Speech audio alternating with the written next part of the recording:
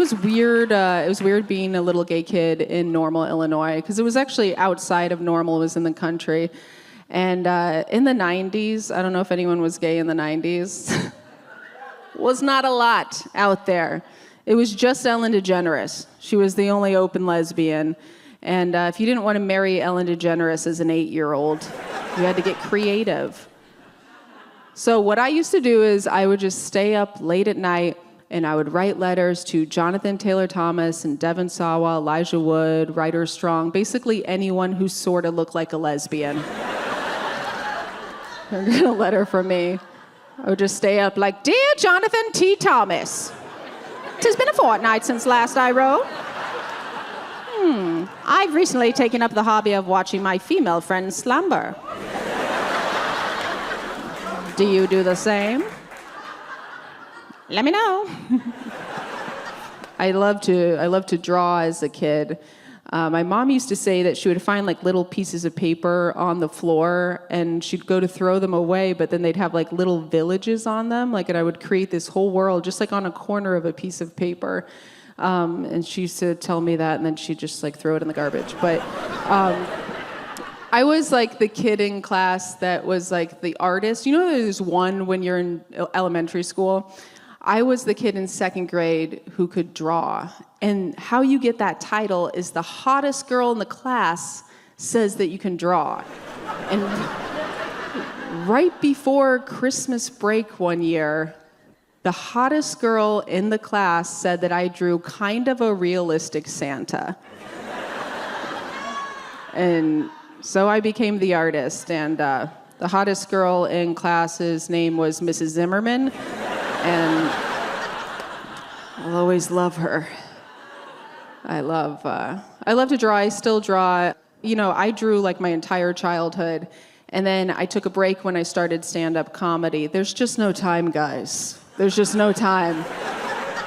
So I took this big, long break, and then right before I turned 30, I was at rock bottom. I know that because I was living in Lombard, Illinois with my mom at her house. And I don't know if you've been to Lombard, Illinois, but there are 3 Panera Breads in Lombard, Illinois. There is the good one, the close one, and the one with a drive-through.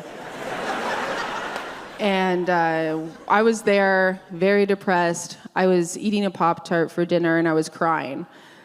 And something inside of me was like, I want to draw this. And so I got my paper out, and I drew this like little comic, and then it said, "My best friend just bought a house, and I'm eating a Pop-Tart for dinner." And I felt better after I did that, so I gave myself this challenge. I was like, you know what? Every morning that I wake up and I'm feeling sorry for myself, I'm going to draw a comic. And I'm going to see how many I have in the span of 1 year.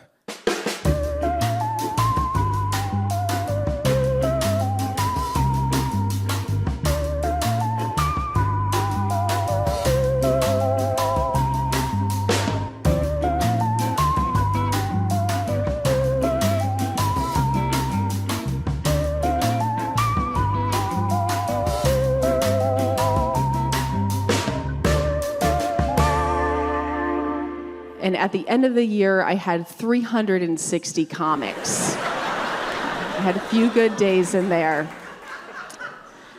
And so I just kept drawing, like, for years, and then I got a book deal. I'm not just telling you that to brag.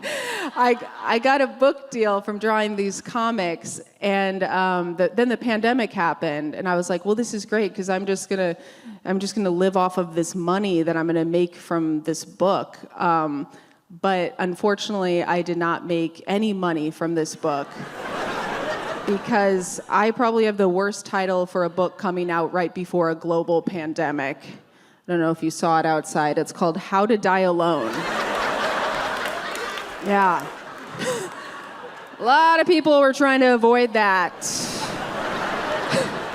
They're for sale in the lobby. I'd love to get a jet ski.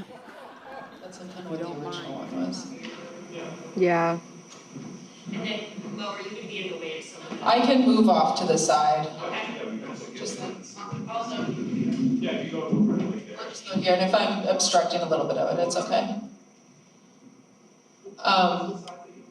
Sam, do you want to go to the mole? Yeah, I'm going to. Mo, are you gonna run any of the material? Yeah, I can run it just a little bit right now. So we're gonna do, so to end the show, I'd love to start, I would love to do a story here that I actually debuted here 2 years ago, so it seems like the right spot to do it. This is a story that I illustrated for you, and it's about my mole, so I hope you like mole comedy. So the story begins with me going to the dermatologist for the very first time. Sorry. Sam! Yeah. Oh, wait, go ahead. Is there any way to cut the audio on that one?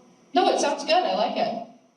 The reason I went to the dermatologist is because I realized that my face is not in its 20s anymore, and that was confusing, and I was not okay with that. So I thought maybe I could get a cream for that, you know? The reason my skin was so gross was because I, got pregnant and had a baby. Having a baby ruined my skin and my recreational basketball career and my friend life and my real career. But other than that, motherhood is such a gift, and I highly recommend it. It's just a gift that's sometimes smeared in shit and piss. While I was at the dermatologist, she noticed on my back I have this really gross, ugly mole. And mole comedy, like I said.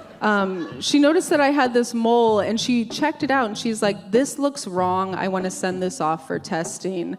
And I did that thing that I always do at doctors. I just denied that I ever knew that existed. I was like, "What? There's a mole back there? I had no idea." "Yeah, it's back there. How would I know that it was back there?" But I always knew that this mole was there. I mean, it was like a freckle at one point. It was a newborn mole, and then it grew up with me into a big ugly mole.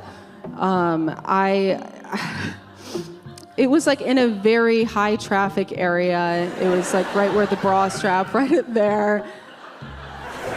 Very inconvenient. And it was hard to buy clothes. Swimsuit shopping was very hard for me. Even for my wedding, this is how much I do not want to go do something.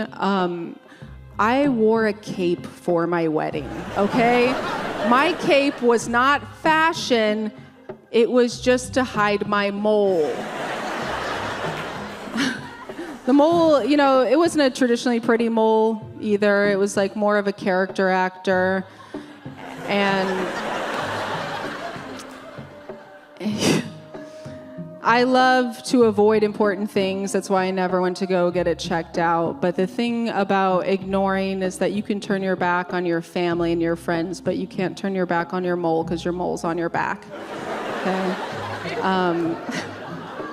So while I was at the dermatologist, she was shady, by the way, of course. I get scammed so much. She was immediately shady. She said that she would take the mole off, send it off for testing, but also I could get 20% off of Botox. That's how I knew that she was shady. I was like, I do not want a BOGO sale in a hospital setting, okay? But yeah, she gave me this menu, the Chipotle-like menu, to look at it, and she charged me $200 to scrape that bad boy off. Yeah, and just like that, it was gone. So